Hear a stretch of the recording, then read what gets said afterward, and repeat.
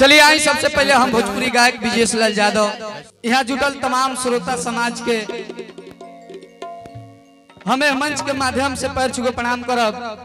और आज बड़ी सौभाग्य के बात बा ये तूफानी भैया कि माई के दरबार में आज साल के पहला दिन हमने जैसे कलाकार के हाजिरी लगावे के मौका मिलल बा।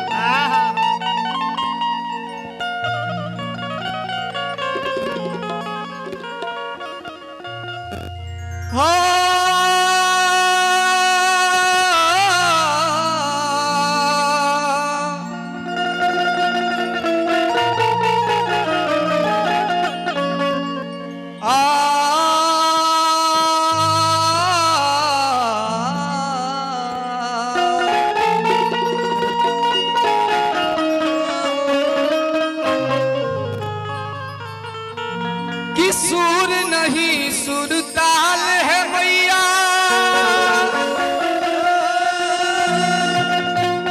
कैसे तेरा गुण गाऊं। अरे कि मैली चादर ओढ़ के मैया द्वार पे कैसे आऊं।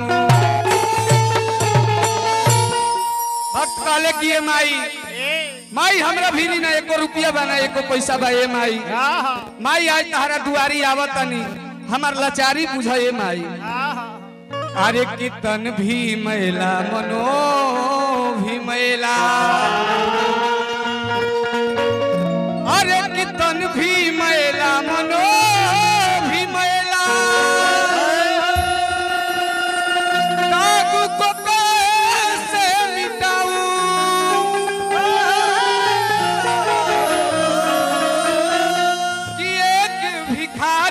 बन के पुजारी ये माई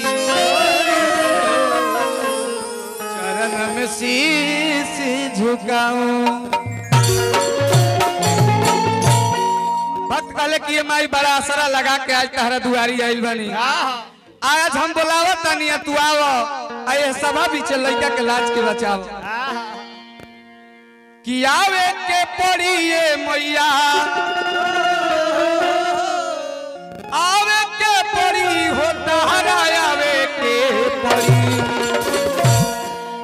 आवे के पड़ी ये मैया आवे के पड़ी ये मैया आवे के पड़ी हो तहरा आवे के पड़ी। जब बेटावा बोलाई ये भवानी मैया सुन तहरा आवे के पड़ी।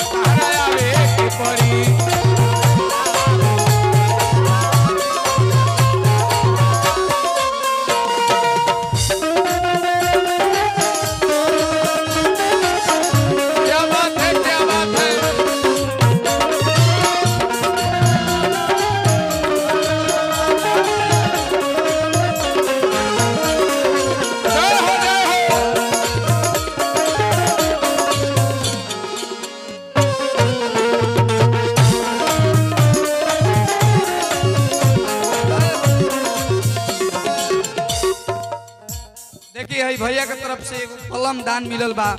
हमें माई से हाथ जोड़ के प्रार्थना करब कि ए माई ए भैया के ऊपर अपन प्यार आशीर्वाद बनैले रही ताकि भैया जीवन अपन जिंदगी खुशहाली में जी। कहे के बा लइका कहता राकेश भैया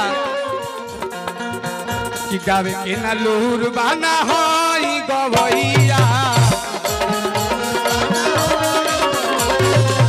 गावे के ना लूर बाना होई गवैया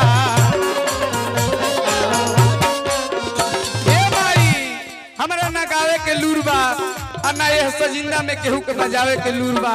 तहार देन बाजे जी खड़ा होकर हम इतना सभा में बोल रहल बानी चाहे ई लोग बजा रहल बा। ए माई लइका कहता गावे के ना लूर बा ना होई गवैया तोहरे दया से कुछ बोली ले मैया। ए भैया हमरा अशोक भैया के तरफ से बहुत बहुत पुरस्कार मिलल।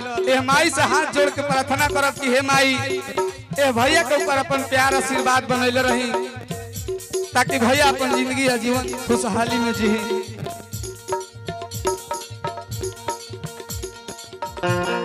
देखिए लइका डरा था बबुआ।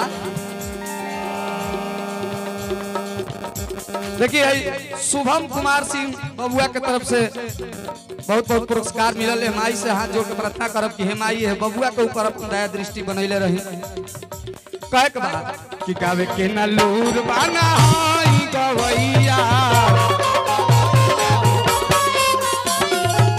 तोहरे दया से कुछ बोली लाए मैया। ए भैया किया दो विजेश के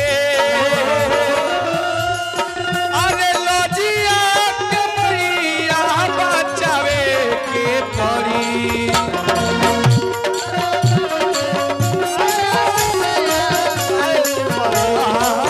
यादो विजेश के लजिया के मैया बचावे के पड़ी। हम बचावे के पड़ी जब बेटावा बुलाइए भवानी मैया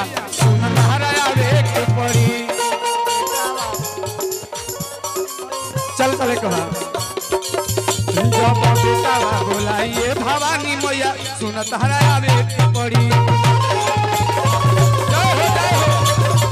जब बेटावा बुलाइए भवानी मैया सुनत हरावे के पड़ी। प्रेम से बोल दी न तो भवानी मैया की। चलिए बाबा।